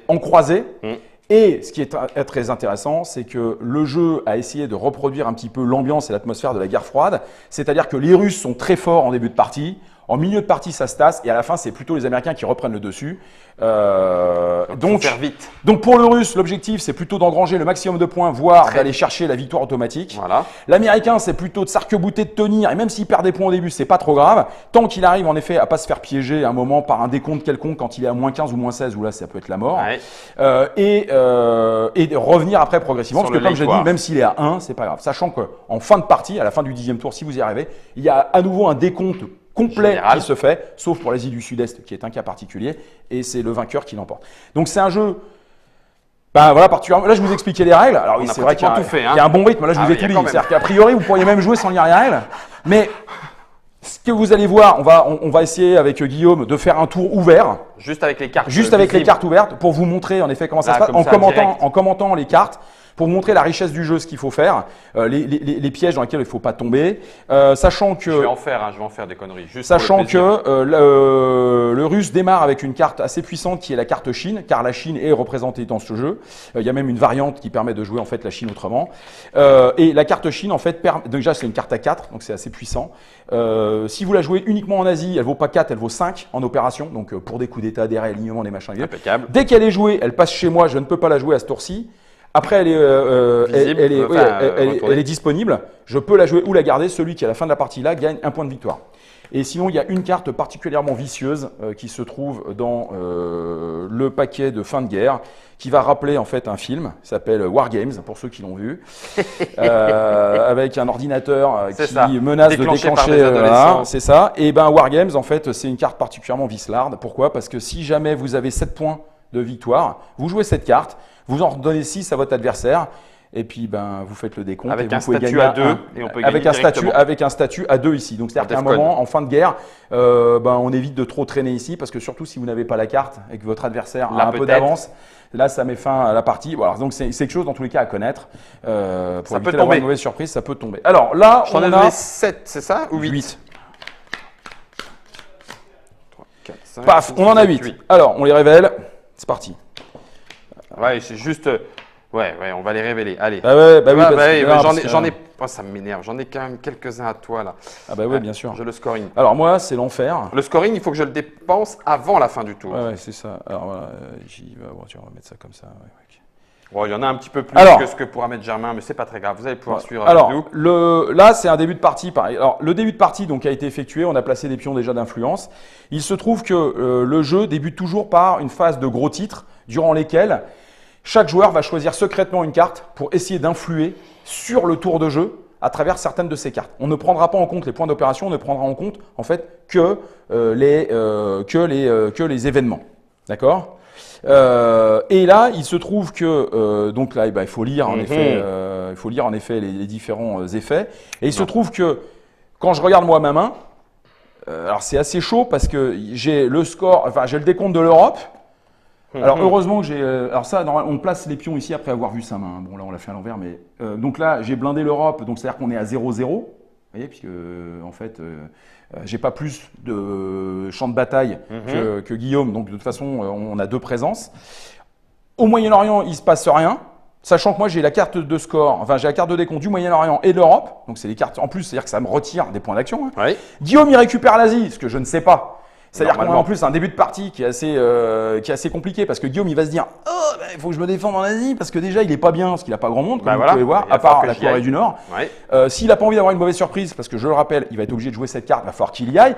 Et moi à l'inverse je me retrouve bloqué ici avec 2 cartes de décompte sachant que je ne sais pas qu'il a cette carte. Et moi si je fais n'importe quoi en Europe je peux déjà avoir une mauvaise surprise. C'est ça. Ensuite, si on regarde un petit peu nos cartes, Moi, je alors, pense, alors attends, si on regarde un petit peu nos je cartes, pense que je vais la jouer. donc on voit que c'est à peu près équilibré, hein. Ça c'est une de mes cartes, ça c'est une de mes cartes, ça c'est une de mes cartes. Alors ça c'est une carte qui est intéressante pour moi parce que ça sème le bazar en Europe de En l'Est. Europe, t'enlèves de l'influence. Ça c'est une carte en fait qu'en général l'Américain joue tout de suite parce que c'est la création de la CIA qui me permet de voir sa main et de jouer un point d'opération. Donc là je ne l'aurai pas, il la jouera sans doute en dernier, mais il ne peut pas l'envoyer dans l'espace comme vous l'avez vu parce qu'elle ne vaut qu'un. Bah oui. Vous voyez, donc il sera obligé de la jouer. Ensuite, il a une carte très puissante pour venir m'embêter qui est la carte en fait justement du blocus. Il la joue. Si je ne défausse pas immédiatement une carte de valeur 3, tout ce qui est en Allemagne de l'Ouest pète. Alors, je peux vous dire que 4 Il y a déjà 4 en moins. Voilà. Alors, en revanche, le risque pour lui, bon, bah, c'est que moi, je balance un truc comme le pacte de Varsovie, parce que, qui est une de ses grosses cartes. Mais comme je le balance, Tu joueras pas non plus. alors, je la jouerai pas, de toute façon, je l'aurais pas joué, ça c'est mortel en début de partie. Mais surtout, c'est pas écarté de la partie, Oui. c'est défaussé, c'est-à-dire que le pacte reviendra. Ensuite, ici, Fidel Castro, ça lui permet de prendre le contrôle de Cuba. Ça, bah, on en a parlé tout à l'heure, hein, c'est une grosse carte à 4, donc tu il me va diras, pouvoir la c'est jouer, pas mais celle-là. s'il la joue, ça veut dire qu'en fait, il me file le Japon. Bah oui. Ici, il crise de Suez. les nazis de l'espace, comme on les appelle. Donc, il peut monter directement, et ça, il peut la jouer évidemment en Tout de gros suite titre. en événement. Ou alors, il a également une carte qui est ultra puissante, qui est Ouais. la crise de Suez. Elle est trop tôt. Qui est trop tôt, Elle qui est trop tôt permet pour de. l'instant. Alors, oui et non. Qui permet. Attends, faut que je remette mon petit point en Iran. Qui permet de faire péter de l'influence en Israël, en France et en Angleterre. Alors, Angleterre, ça serait bien, mais c'est limité à 2. Oui. Donc, je pourrais pas te faire descendre J'arrive à 3. 3. Bon. Alors moi de mon côté, le pacte de Varsovie, ça lui donne plein d'influence. La déstalinisation, ça lui permet en fait de déplacer des pions de différents pays. Donc ça c'est très puissant. J'ai l'intervention de l'ONU. L'intervention de l'ONU me permet en fait de prendre une de ces cartes. Voilà, par exemple le pacte aussi, de la prendre. Je joue ONU, je vire ça, qui sera recyclé, et je vais jouer les nombres de points d'opération sans jouer en fait l'effet. D'accord. Donc ça c'est une très bonne carte de défense. J'ai une carte qui est un peu dure pour moi, qui est l'abdication roumaine, qui permet en fait directement de filer le contrôle de la Roumanie donc aux soviétiques. Alors il prend ça direct. Moi j'ai un seul point d'opération. Vous voyez un peu, c'est la fête. J'ai un truc qui s'appelle la résolution de Formose, qui est une carte à 2 Oui. et qui me permet éventuellement de transformer Taïwan en fait en champ de bataille si je le contrôle. Ah oui, d'accord. Donc uniquement si je le contrôle. Si le contrôle, ça ne se compte pas. En revanche, dès que je joue la carte Chine, ça saute parce que comme vous vous en doutez, ben, les Taïwanais, après Avec, la défaite de Chiang ouais. Kai-shek, ils sont pas très copains avec Mao. Non. Là, vous commencez à comprendre qu'il y a un certain nombre d'interactions. Il faut connaître un petit peu le jeu pour savoir justement comment optimiser ses cartes, comment optimiser sa main et justement comment savoir se débarrasser de ses cartes. Et ensuite, j'ai une carte qui s'appelle le plan quinquennal, qui n'est pas le plan quinquennal soviétique, mais qui est le plan quinquennal plutôt côté américain, qui me permet en fait de venir prendre une carte au hasard dans la main du russe. Alors, Les gros titres. alors les gros titres, moi je chiale parce que. Alors, si juste, pardon, chers internauteurs et internautrices, histoire que vous le sachiez, la séquence de jeu, elle est sur le plateau, elle n'est pas très compliquée. Normalement, on commence par augmenter le statut de DEFCON, donc il y a on va dire que ça se calme un petit peu. Ouais. Le temps passant, les choses se calment. On partage les cartes, on distribue les cartes, c'est ce qu'on a fait. C'est la phase des gros titres, c'est la phase C, avant d'entrer en phase d'action, ce qu'on va faire Alors, tout de suite. Voilà. Alors, moi, face à cette situation, de toute façon, là, je peux pas mener deux guerres sur deux fronts. En plus, j'ai des grosses cartes soviétiques. Donc, je ne prends aucun risque, vu qu'ici, on est à l'équilibre. Je joue dans ma carte gros titre, score européen. Ici, il joue le blocus. Donc, il joue en fait le blocus de Berlin. Alors, Voilà. ça démarre fort. Fort en Europe. Ça démarre fort en Europe. Donc, ce qui se passe ici, c'est qu'on joue toujours la carte qui a une valeur. Donc moi, je suis obligé de contrer en fait cette carte. Enfin, si je le fais, alors je suis pas obligé. Si je le fais pas, Tout à fait. je perds l'Allemagne de l'Ouest. Alors c'est un peu bête. Je viens de jouer Europe. Donc tu vas. Donc si je le faisais, là, je file directement les points aux Russes. Donc c'est impossible de le faire. Puis en plus, je perdrais le contrôle d'Europe de l'Ouest. Et là, je me dis bon écoute, je suis plutôt content. Quelque part, je vais devoir jouer mes cartes, mais le pacte de Varsovie, Il va part, sauter. Il est défaussé, donc Voilà. il vient là défausser. Ça, tu as joué l'événement, c'est écarté C'est par du tes jeu. cas, tu as raison. Voilà. Et Merci. le Russe a joué sa phase. Donc il a essayé de me piéger dès le début. Ça t'a enlevé une carte. Ça m'a enlevé une carte, Écoute. ça peut me mettre la pression, etc. Bon, en général, il y a Si. quand même des cartes à 3 qui passent, mais dans tous les cas, c'est une carte qui est très méchante. M'en fous. Surtout quand c'est l'Américain qui l'a. Parce C'est que là, il est obligé à un moment Oui. lui, de la jouer, il se retire, il se tire une balle dans le pied. Et donc il y a un scoring d'Europe. Et là, on est à égalité. Donc en fait, ça fait 0-0. Pas tant que ça. Si. Ah si, Bah, t'as si, raison, on est à en égalité. zone de combat. En champ de bataille, on est à égalité. 2-2. Donc Oui. le fait que je contrôle l'Angleterre ne change rien. Il aurait fallu que je contrôle, par exemple, la France pour pouvoir C'est ça. avoir un avantage. Donc ici, en fait, on est tous les est deux à partout égalité. pareil, en présence. Et ça, voilà. Et ça revient ici. Et puis on est à 2-2 en champ de bataille. Je suis pas en Pologne pour graber un point, etc. Ah, tout Donc va bien. voilà, c'est fait. Et comme ça, moi, je me suis débarrassé d'une carte que j'estime ne pas être capable Tout à en fait de gérer. Alors maintenant, je viens de filer une info à Guillaume. C'est que Guillaume, il vient de voir passer la carte Europe et il se dit ah putain, ça c'est une bonne nouvelle. Ça, c'est si j'étais malin. Non, c'est pas malin, c'est juste et normal. Tu dis ça, c'est une super bonne nouvelle. Je comprends pourquoi il a défendu l'Allemagne de l'Ouest parce qu'il avait l'Europe. L'Europe. Donc il était obligé de le faire. Il s'est quand même défaussé d'une carte 3, même si c'est le pacte en général qui monte, mais quand même. J'ai plus d'Europe. Moi, j'ai la carte Asie, donc maintenant je vais pouvoir me concentrer sur Tous mes l'Asie. efforts là-dessus. Parce que même s'il n'a pas la carte Moyen-Orient, c'est pas évident que je l'ai. La carte Moyen-Orient, il y a 3 tours pour qu'elle tombe. Quand vous connaissez le jeu et la répartition des cartes, puisqu'à chaque fois vous donnez 7-8 cartes, il y a 3 tours. Elle peut tomber, donc je mets au 3e tour. 3e tour. Ça arrive, la preuve. Oui. Il peut tout à fait se produire que ce soit au 2e tour. Donc il peut se dire, je me concentre là, Directement et là, en Asie. je calme le jeu parce que le Moyen-Orient, je ne sais pas si ça va arriver. Et je verrai bien si Guillaume vient au Moyen-Orient. Parce qu'il y a aussi ça. Maintenant, c'est toujours le Russe qui commence, donc tu commences par ta première carte. C'est Donc, parti. par exemple, ça, tu peux le mettre en jeu. Oui, maintenant, puisque c'est ce que je veux. Sauf que je vais te la donner et tu auras pas à la jouer avant le 2e tour, on est d'accord, hein?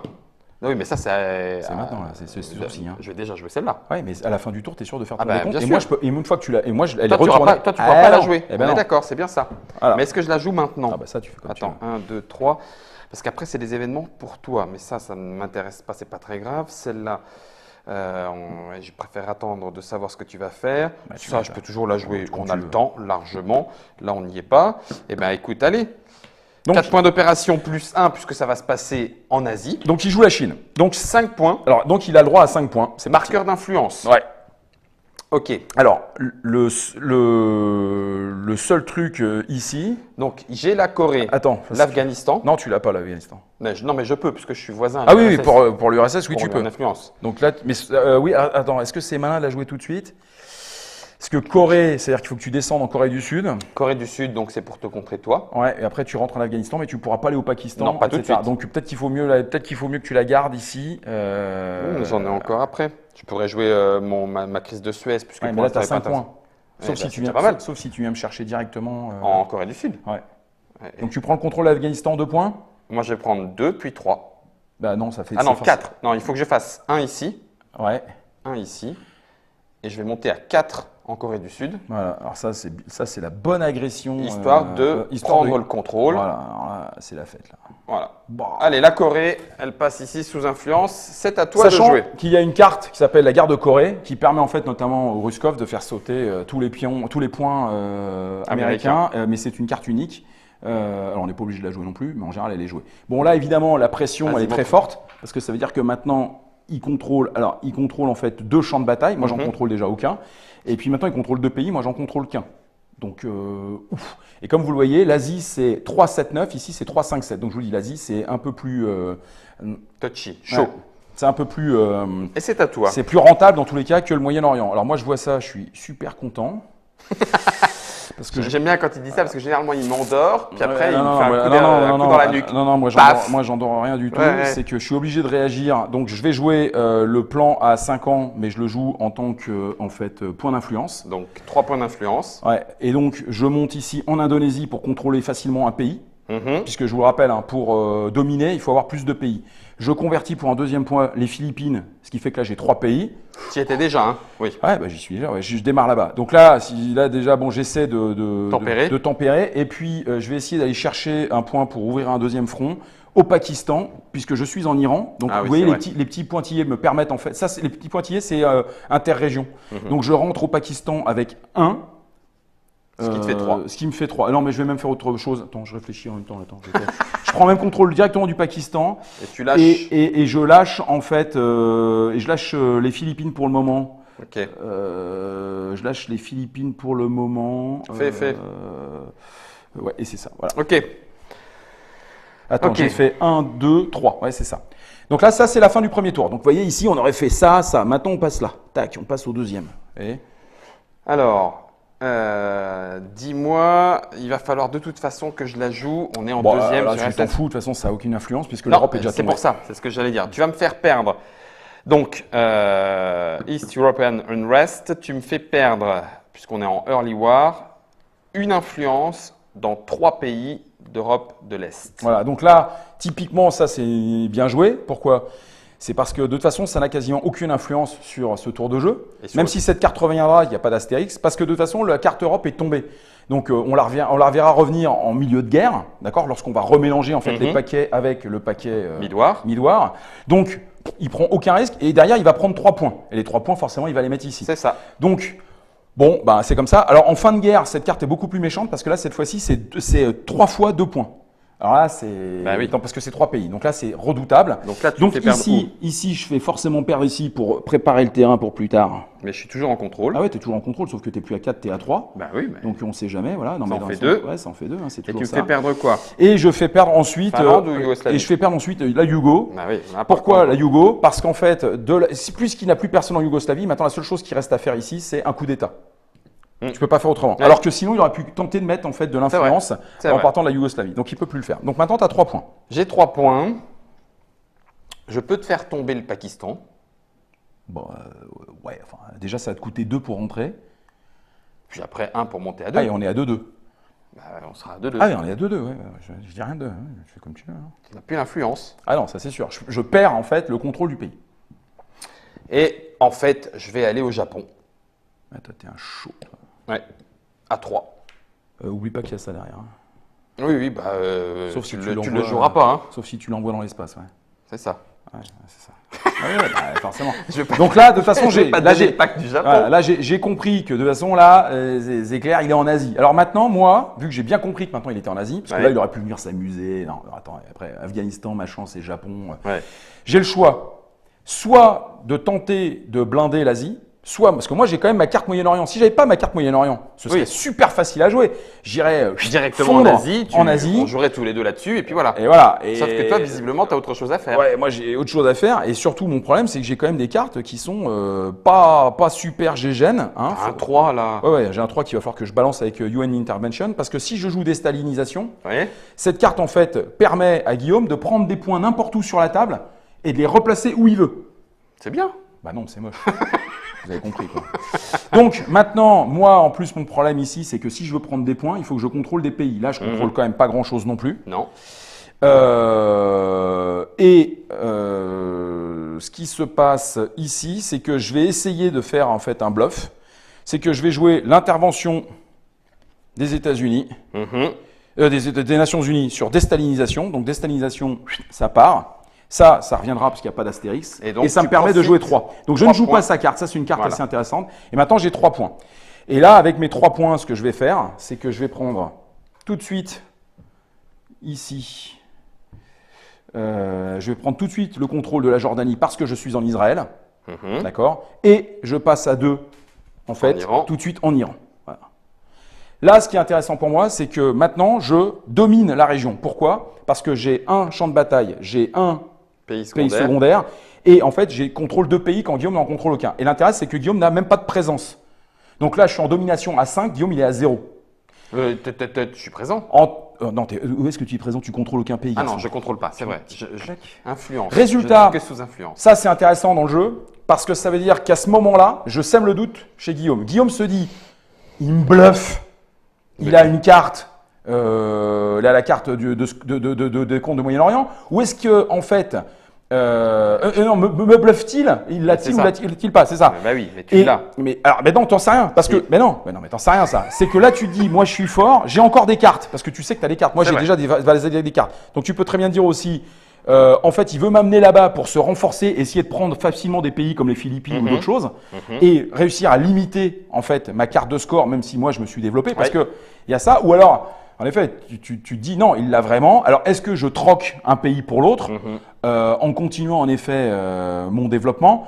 Et là, ça fait partie intégrante du jeu. C'est que la subtilité de chaque joueur va se révéler dans ce type de coup qui va être essayer de déporter, de reprendre l'initiative, de faire peur. Je pourrais très bien ne pas l'avoir, mais je joue là, sachant que quoi qu'il arrive, le fait d'avoir déjà ça, je me positionne pour éventuellement qu'elle sorte plus tard. Et puis en étant ici, je me rapproche de l'Arabie Saoudite, voilà, etc., etc. À toi. Je vais jouer 3 points d'influence pour prendre donc 2 pour prendre le contrôle du Japon, parce que je suis obligé de monter à 5. Tu montes à 5, vas-y. Okay. Tu prends un pion à 5 là. Ouais. Alors, là ça. Tu l'as, merci. Donc ouais, on a le Japon. C'est la fête là. Et puis, Il me reste plus qu'un seul point. Il me reste plus qu'un seul dans ce cas, point. tu peux aller aux Philippines, par exemple. Ça pourrait être Philippines. J'aimerais bien aller tenter Pakistan, du tu côté- peux pas. du côté du Pakistan. Non, je sais, il me faut 2 points pour y Ouais. rentrer. Mais je pourrais prendre le contrôle de l'Afghanistan. Ah ouais, ça c'est pas idiot, parce que de toute façon, ça veut dire que ça te rajoute un pays. Donc voilà, et là tu prends le contrôle du Pakistan. Et là, ça commence à être chaud, parce que là on est à 4 pays contre 3. Ouais. Et moi, j'ai perdu. En plus, là, il y a 3 champs de bataille contre moi. Donc là, en fait, lui, il a la domination. Mhm. Il n'a pas le contrôle, hein, mais il a la domination. On n'est pas loin du contrôle non plus. Hein. Bah, Mais il y a encore 2 champs de bataille ouais, à trois, avoir. trois, 3 trois, parce qu'il y a le Pakistan. ouais, Et là, ouais. tu as bien fait. Ouais. Tu as bien Mais fait parce que tu me bloques. bon, c'est chaud, sachant que moi, j'ai plus beaucoup de cartes. Alors Et c'est à là, toi. On est au tour 3. Hein. Tour 3 et c'est à toi 3 ou 4. de jouer. Je sais plus, 3 ou 4. On va regarder ça. parce que T'en as j'ai joué pas su. un. Non, ça c'était les événements. Les gros titres. Donc ensuite on a fait 1, Ah ouais, mais il y a ça. 2. Donc c'est ça, on est au tour 3. Voilà. Donc de toute façon, moi je sais que je jouerai tout. C'est ça. J'ai même plus de cartes en main, ça arrive. Hein. T'as plus de questions à te poser. J'ai plus de questions à me poser. Et là, moi j'ai une question, c'est que de toute façon, je suis quand même pas très bien pour remonter ici. La seule chose que je puisse faire, c'est éventuellement prendre les Philippines pour remonter à 4. Est-ce que je t'ai prévenu que tu dois pas partir trop tard? Ouais. Laisse-moi l'Asie, on fait un petit décompte, on dit j'ai gagné. Ah et bon puis, Faut de ma gueule, quoi. T'es un malade mental. Donc, Donc ici, je pourrais essayer de continuer en fait la guerre ici d'attrition parce qu'il a déjà pris 4 pays sur 3. Si Ouais. je veux le faire, il faut que je prenne les Philippines. Je peux le faire avec ma carte parce que c'est un truc qui me coûte 1. Donc ça veut dire que ça continue de mettre la pression sur Guillaume qui, bien qu'il ait 3 champs de bataille, ne peut pas en fait jouer. Donc je vais faire ça. vas-y. Je joue ça, mais je ne joue pas l'événement. Donc je mets 2. Donc je prends les Philippines pour 1. Et là, j'ai un deuxième point à placer. Et là, je continue de lui faire peur en montant en Malaisie. Parce que avec 1 point, je le prends. Ce qui fait que là, c'est la course. Là, on est à 4-4. Donc pour le moment, en fait, il gagne pas de points. Alors si, il gagne 3 points grâce à son champ de bataille. Mais moi, comme j'en ai un, il gagne que 2 points. Donc pour le moment, c'est pas rentable. Donc lui, il est plus ou moins tenu de poursuivre en fait cette course. Et là, il voit que je fais toujours rien au Moyen-Orient. Donc il se dit, mais en fait, peut-être qu'il l'a vraiment pas cette Il m'a carte. bluffé. Il m'a bluffé. C'est là où j'aurais besoin des 4 points du Japon, mais je peux pas la jouer. Il Ah me bah là, reste tu peux que pas, non. 2 points. Par Ah. contre, ça me permettrait de prendre pied. Au Pakistan. Mais, oui, exactement. Ok. Et Voilà. là, c'est à toi. Et là- on est au tour 4, bien sûr. Voilà. À Alors toi de jouer une carte. là, ça commence à être bien chaud. Ça commence à être bien chaud. Donc moi, je joue l'abdication roumaine. Alors ça, c'est un événement que je joue. Donc c'est ce que je vous expliquais tout à l'heure. C'est un événement soviétique. Ah, voilà. Je suis obligé de le jouer. Je décide de le jouer en premier. De toute façon, ça change plus rien. Donc là, tout ce qui était américain saute, il n'y a pas. Mais en revanche, le russe, il place directement 3, il prend le contrôle du pays. Ça, c'est C'est recta. recta. Et j'ai un pauvre point que j'utilise immédiatement, que j'investis pour remonter au Pakistan et reprendre en fait. Voilà. Je continue de mettre un peu la pression. Et là, il se dit, mais il va pas me lâcher. Il là. va pas me va la lâcher. Ça, c'est clair. Hein. Ça, c'est- Et là, en fait, toi, il te reste ces cartes-là. Voilà, on est au tour 5, Ouais. en sachant qu'il y en aura 6 en ce premier tour. Donc toi, tu as encore 2 cartes à jouer. C'est vrai qu'on va déconner, tu peux pas avoir 2 cartes. Attends, avec une. Ça va être chaud, hein. Ouais. Ça va être chaud. On a raté un truc, mais c'est pas grave. 6, Ah, mais non, t'as 7, joué. Non, 8. Oui, non, t'as c'est joué, bon. t'as joué la carte Chine, Oui, c'est c'est ça. pour ça. Ouais, je me disais, attends. Donc là, comme il a joué la carte Chine, il peut garder 2 cartes en main. Ça, tu peux pas le jouer sinon tu le Bah fous non, tout en je ne l'air. peux pas le jouer, c'est sûr, c'est c'est sûr. con, hein, c'est Ouais, con. ouais. Non, mais il faut de temps en temps, faut calmer les jeunes parce qu'après, ils se croient trop forts. Eh ben, je vais prendre, tant pis, je vais la jouer en influence ici et Pour je vais un. aller en Inde. Ah ouais. Ah, t'as fait ça, toi. Mhm. Bon, moi, j'ai pas le choix. Je suis obligé de jouer ma carte de score. Allez, c'est parti. Moyen-Orient, la Guillaume fait. Ah, il l'avait, salaud. Et donc là, résultat, ce qui se passe, c'est ce que je vous disais. J'ai plus de pays, j'ai plus de champs de bataille, puisque j'en ai un. Je ne les contrôle pas tous, de loin. Mais ici, c'est indiqué, c'est 5. Guillaume, ne contrôlant aucun pays, il aurait pu faire l'effort d'aller contrôler la Syrie, mais bon, Il l'a pas fait. de toute façon, c'est un fainéant. Il a laissé, donc il a 0. Ça te fait donc 5 points. 5.0, ça fait 5. Donc ici, youpla boum. Voilà. On est quand même content du côté de la Maison Blanche. ouais. La grosse diplomatie, on a gardé Israël, l'Iran c'est à nous, les Jordaniens nous embrassent sur la bouche, tout ça c'est super. En revanche, bon, en Asie, on a un peu maintenant le truc, même si c'est chaud. Et là, c'est ta 6e et dernière carte, garçon. C'est ça. Eh ben, t'es obligé de la jouer, hein? Parce que sinon, t'as perdu la partie. C'est ce que j'expliquais. Ah oui, c'est voilà. vrai. T'as raison. Et qu'est-ce qui se passe? Eh ben, qui se passe? Eh Alors, ben, on est que... présents tous les deux. Ouais, ben, surtout, on a 4-4. 1, 2, 3, 4, domination. Eh ben, du coup. Eh ben, ouais, non, mais il n'y a pas de domination là. C'est Bah qu'on non, on est à égalité. Bah oui. Donc, ça veut dire que. Attends. Comment ça? Plus 1. Ah oui, ça, d'accord. Ah, quand même. Ouais. Donc- Donc, tu as plus 3 et moi, j'ai plus 1. Donc, tu as plus 2. T'as plus. Voilà, j'ai plus 2. Ouais. Et puis, c'est Et Non, puis c'est c'est tout, tout. t'as Non, l'Afghanistan. d'accord. Il aura C'est fallu bon, que je te c'est pique bon. l'Afghanistan. Ouais, faudrait que tu piques l'Afghanistan. Et donc, plus j'ai 2, donc ça veut dire qu'on passe de 5 à 3. Ok. Voilà, donc ça veut dire que j'ai sérieusement limité la casse parce que. Aïe, ça aurait pu être chaud. Ah bah, Plus chaud que ça. J'ai récupéré ma carte Chine. Elle est pour moi. Je regrette de t'avoir laissé le Pakistan en fait. Bah, il fallait pas, mon gars. Hein. Bah, Alors, on ok. jouera ensemble. Et ce qui se passe, c'est que Guillaume a conservé 2 cartes qui me sont favorables, mais qui jouera en fait Pour l'espace.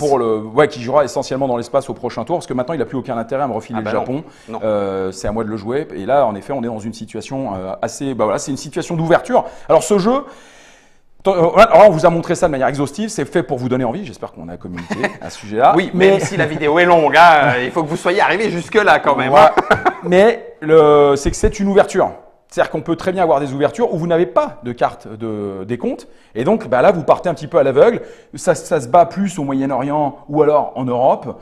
Évidemment, le début de partie, c'est comme je vous l'ai dit, c'est Europe, Moyen-Orient, Asie. Et ensuite, le jeu va se développer en ouvrant pendant la période intermédiaire l'Afrique et l'Amérique du Sud. Et donc là, vous allez être obligé de développer en effet D'autres fronts. de rentrer par exemple de France en Algérie pour descendre, ou alors de passer par l'Égypte pour aller au Soudan. Ici, vous démarrez à Panama. Vous allez tout de suite passer en Colombie. Alors là, on n'a pas fait de coup d'état militaire parce qu'on a été tellement concentré, mais sinon on en Sur aurait les cartes fait. de scoring. Et voilà. Et c'est comme ça que le jeu se développe. Il y a des rebondissements, il y a du bluff. C'est un jeu. C'est le genre de jeu où généralement la partie se raconte, quoi qu'il en soit, après chaque partie, on se raconte, on se fait un petit peu le film de ce qui s'est passé, des retournements de situation. C'est Twilight Struggle, la guerre froide de 1945 jusqu'à 1991. Allez, on arrive même un peu plus loin que 1989. Ça devrait arriver en français. C'est disponible sur Steam et bientôt sur iOS. Ouais. D'où es-tu? Donc vous allez pouvoir y jouer, vous allez pouvoir en profiter. C'est un des monstres de jeu à deux, jeu historique, avec tous les éléments que tu nous as donnés de bibliographie. Vous allez pouvoir être incollable. Merci Guillaume. Est-ce que tu as eu 2 petites questions pointues là? Tu as regardé ou pas? Je n'ai pas vu de questions particulières. Pour quand en français, si au point de vue des dates, donc fin d'année ou peut-être année En prochaine? fait, GMT m'a répondu que eux-mêmes ne connaissaient pas. Ils m'ont répondu la semaine dernière. Donc peut-être Essen, hein, c'est pas impossible parce Ça que pourrait Essen arriver. c'est quand même la grosse date. Hein. Si c'est pas Essen, On va croiser les doigts. je sais pas, Ça sera peut-être Noël. ouais, Noël. Bon voilà. Donc moi je viserais. Plutôt fin d'année. Ouais, en plus ceux qui vont à Essen, Udo, il y est. C'est quand même un endroit où il y a pas mal de monde. C'est serait un peu le bon moment. Voilà. Donc on Allez. va laisser passer l'été. Allez, on va y croire. Et puis surtout, il faut pas que tu oublies en régie de me faire plaisir là. Ah, parce qu'il y a un petit. C'est maintenant? Ouais, c'est maintenant là. Voilà, à vous de jouer alors. Parce que l'Américain a gagné en plus. Hein. à la musique de Et- jeu. Non, 3. Non, oui, c'est la fin du premier tour. Donc Non. Attends, il cherche. Parce que là, c'est une musique. il l'a. Sinon, après, on met le generate. Ah mais d'abord la musique. Tout ça pour te faire plaisir.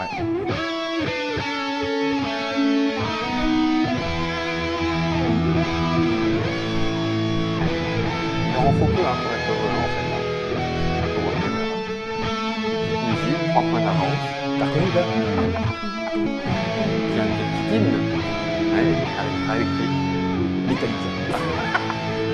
Ça, Germain, pas trop hein, parce qu'on va le perdre. Vas-y, enchaîne. Merci à vous. Hein.